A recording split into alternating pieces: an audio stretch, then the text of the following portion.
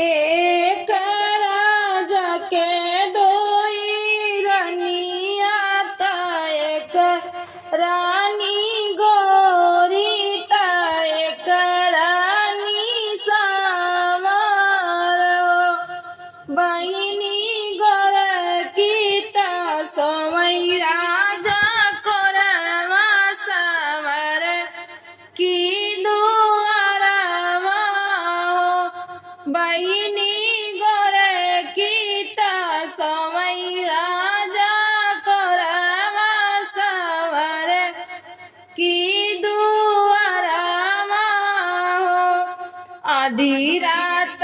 घोड़ावा तोराए त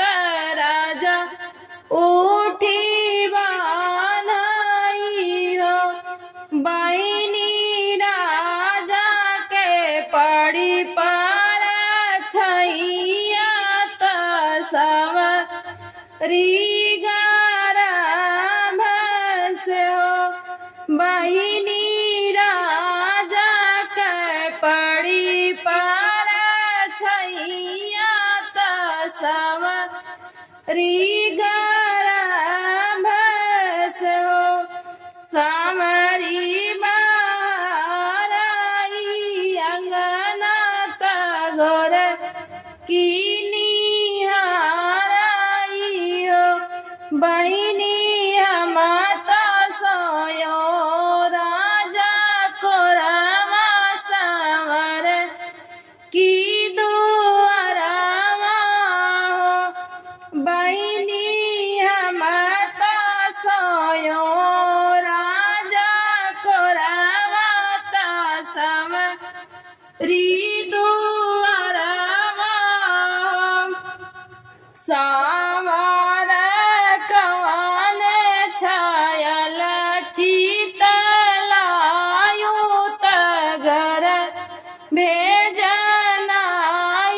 हो सावर कवन छायल चितलायो तगर भेजनाई हो तू तो राजा कोरवा ता माऊ दुआरवा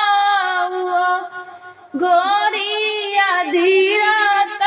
घोड़ावा तोराए त राजा उठी बानाई हो रानिया धीरते घोड़ावा तोराए त राजा उठी बानाई हो गोरी राजा के पड़ी पर छैया त माहू गर्भे से हो रानी राजा के पड़ी पर छैया त माहू गर्भे से हो इतनी बचन सुन गोरे की तो मन माँ दुखित भये हो बहिनी गोड़े मोड़े तन नीच दरिया तो सोमय